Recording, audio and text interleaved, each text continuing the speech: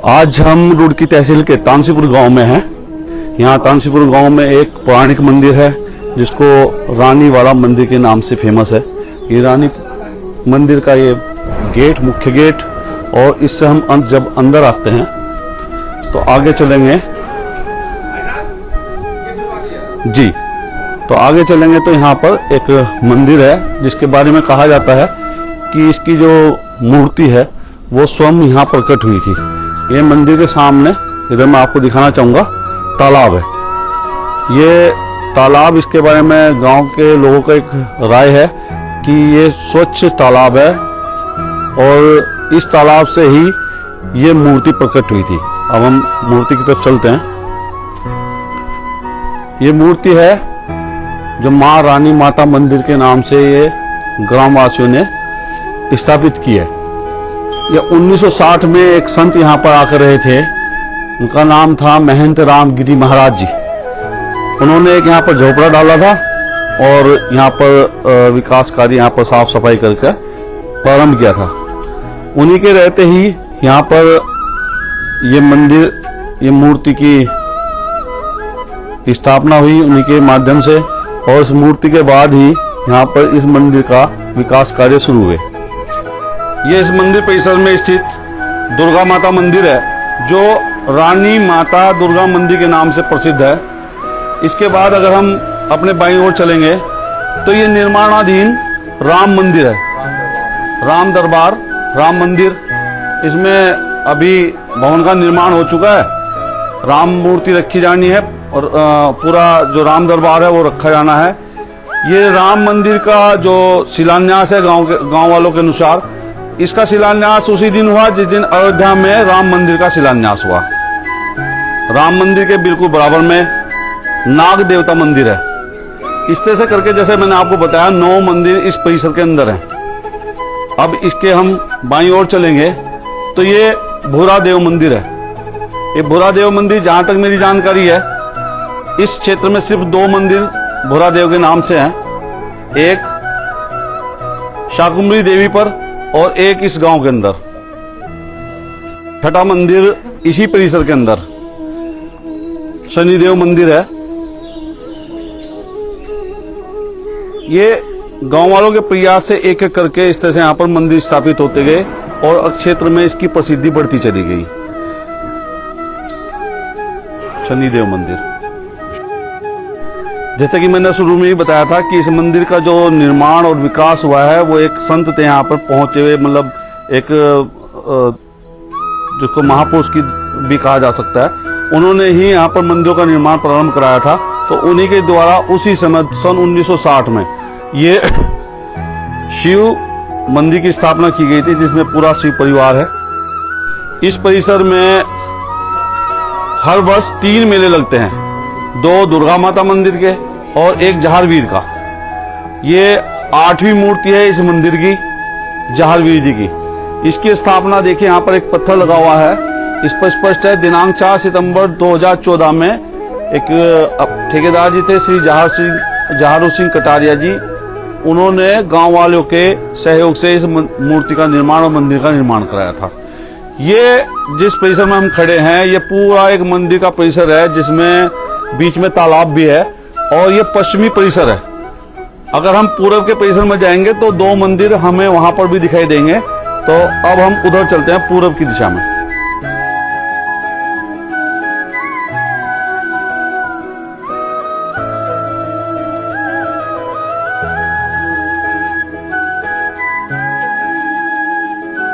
अब हम मंदिर परिसर के पूर्वी क्षेत्र में आ चुके हैं। अब पूर्वी क्षेत्र में 2 मंदिर हैं। एक मंदिर है जो खेड़ा कहा जाता है। प्रत्येक गांव में खेड़े की स्थापना होती है। जब हमारे पूर्वजों ने इस गांव को बसाया होगा, यहाँ आकर वो रहे होंगे, तो उन्होंने सबसे पहले खेड़ा यानी कि ग्राम देवता की स्थापना की थी। तो ये हमारा तानसीपुर गांव के ग्राम देवता, या साधारण भाषा में कहें तो खेड़ा।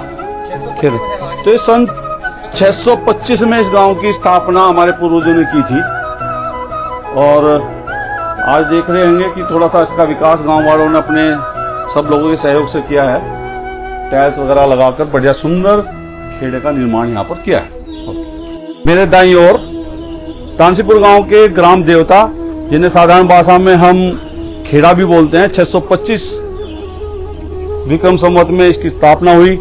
और एक तरफ जहां पौराणिक मंदिर ग्राम देवता और उसके साथ में ही इधर पिछले साल निर्मित राधा कृष्ण मंदिर, ये गांव के युवाओं ने पूरे गांव के सहयोग से इस मंदिर का निर्माण शुरू किया। अब हम पहुंच चुके हैं तानसीपुर के रानीवाला मंदिर के रानीवाला तालाब पर।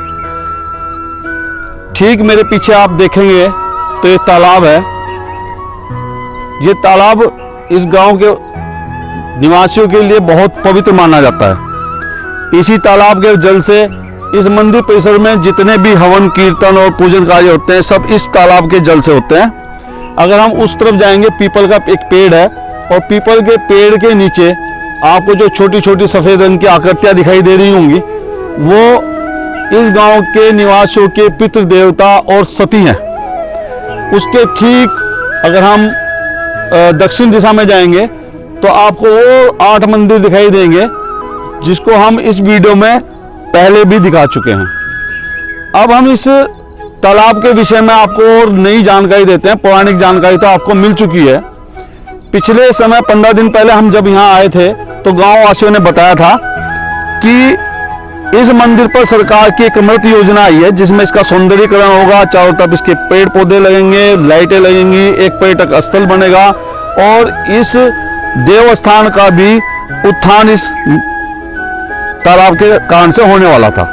लेकिन अब जो नवीन जानकारी है उसके अनुसार एसडीएम साहब ने इस मंदिर परिसर में स्थित इस सरोवर को मत्स्य पालन के लिए दे दिया है। आप सब लोग जानते हैं कि मत्स्य पालन में उन मछलियों का आखेट होगा और जो मछलियां पाली जाती हैं वो मछलियां शाकाहारी नहीं होती, वो मांसाहारी मछलियां होती हैं और वो मरे हुए जानवरों के अवशेष को खाकर बढ़ती हैं। इस प्रकरण से इस गांव में बहुत रोष है और गांव वालों का मानना है कि अगर ऐसा होता है यहाँ तो इस पूरे क्षेत्र की पवित्रता खतरे में पड़ जाएगी। आगे हम चलकर गांव वालों से इसके बारे में इनकी राय सुनते हैं।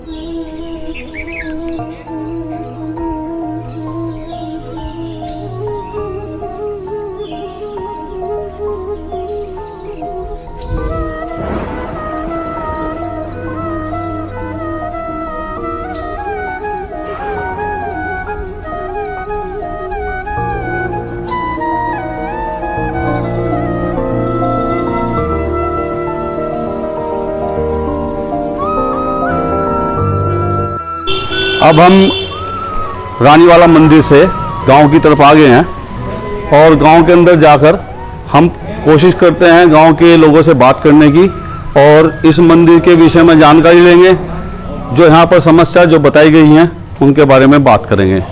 देखिए यहाँ बैठक है, बैठक पर कुछ लोग बैठे हुए हैं। जी राम राम जी, राम राम। और ठीक है जी, आप बैठक है, बैठक पर कुछ लोग बैठे हुए हैं, जैसे सामान्यतः बैठ के होती हैं गांव में। राम राम जी।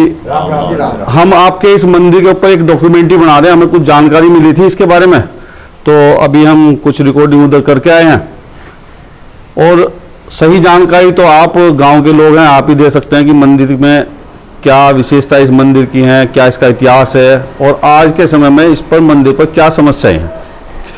तो मेरा नाम द्रोणवीर है। तो मैं सबसे पहले आपका से लोगों से परिचय चाहूँगा।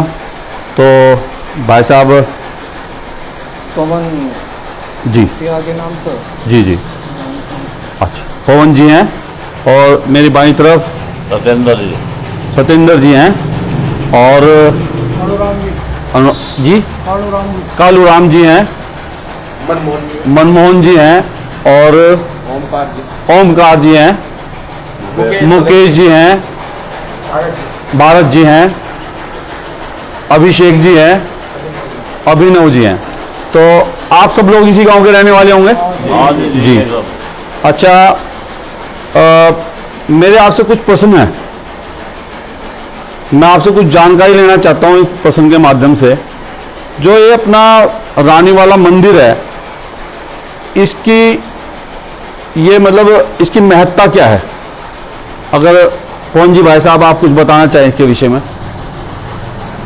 ये पूरे गांव की भूमिया खेड़ा जो हो वो भी यहीं बनाया गया है। जी और ये जो सती हैं वे बनी हुई हैं इसी स्थान पर।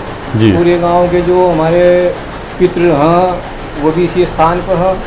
फिर बाद में अलग अलग समय के अनुसार इसमें यहाँ करीब 9 मंदिर, जिनमें रेणीवाड़ा मंदिर के नाम से है, दुर्गा माता मंदिर है, शनिदेव महाराज का मंदिर है, और जी नाग देवता का मंदिर है, जी हारवीर का भी मंदिर है इसमें, और यहीं राधा कृष्ण जी का भी मंदिर है। साथ ही हम इसी सरोवर के जल का सभी अपने पवित्र कामों में इस्तेमाल करते हैं। चाहे किसी का शादी ब्याह हो तो इसी की मिट्टी और जल लेकर उसका प्रयोग करें, उसमें देवताओं को स्नान भी इसी के जल से कराना है।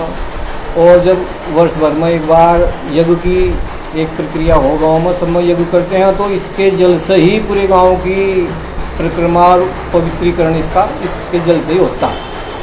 पवन जी हमारे बीच में, इन्होंने इस मंदिर में स्थित जो तालाब है उसके जल के विषय में बताया, कितना उसको पवित्र इस गांव के लोग मानते हैं, क्या उसकी महत्ता है।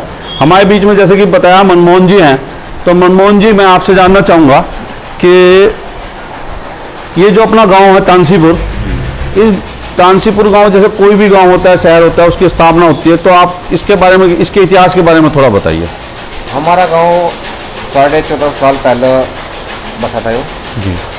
और जो हमारे पूर्वज थे श्री राज सिंह जी, उन्होंने यह गाँव बसाया था।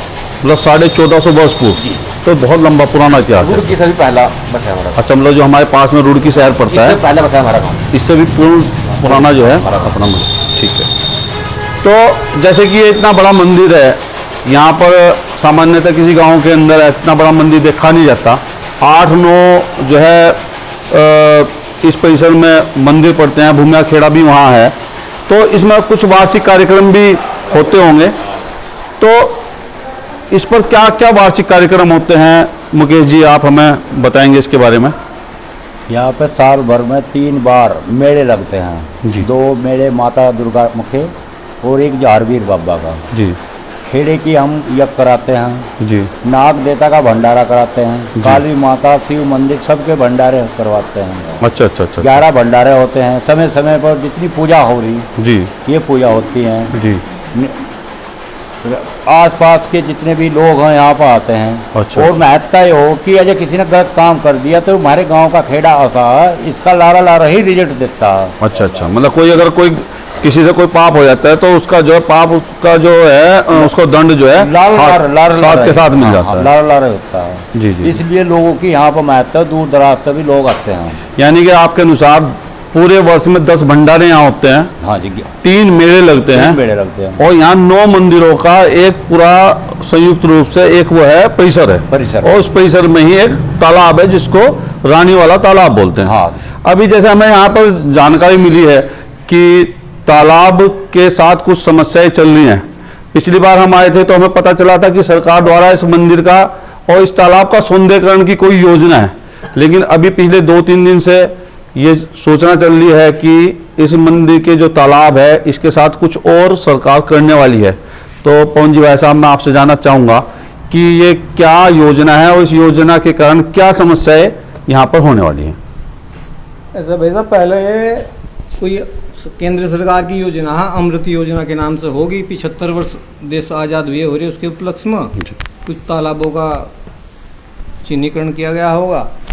तो इस पर काफ़ी पैसा लगाकर सरकार ने इसकी खुदाई और चारों तरफ कुछ पैड़ी भी बनानी, ऐसे घाट बनाने की बात थी। लाइट की, बेंचों की व्यवस्था, आम नीम ऐसा अच्छे पेड़ लगाने की व्यवस्था इस योजना का पता चला था। लेकिन इसी बीच में पता ये चला कि इसे मत्स्य पालन के लिए अलॉट कर दिया गया हो, जो कि हमारे इस स्थान की पवित्रता को देखते हुए पूरे गांव की जो भावना लोगों की वहाँ से जुड़ी हुई है उस स्थान से, उसको देखते हुए ये बिल्कुल ही अनुचित काम है और सरकार को इसे निरस्त करना चाहिए। जो ये मत्स्य पालन का जो समस्या है यहाँ, क्यों उसमें तो फिर पता नहीं क्या क्या है भाई। मछली पालन के लिए तो उनका आहार क्या है, वहाँ देवताओं के लिए जल का इस्तेमाल हो तो वो तो काम यहाँ हो नहीं सकता।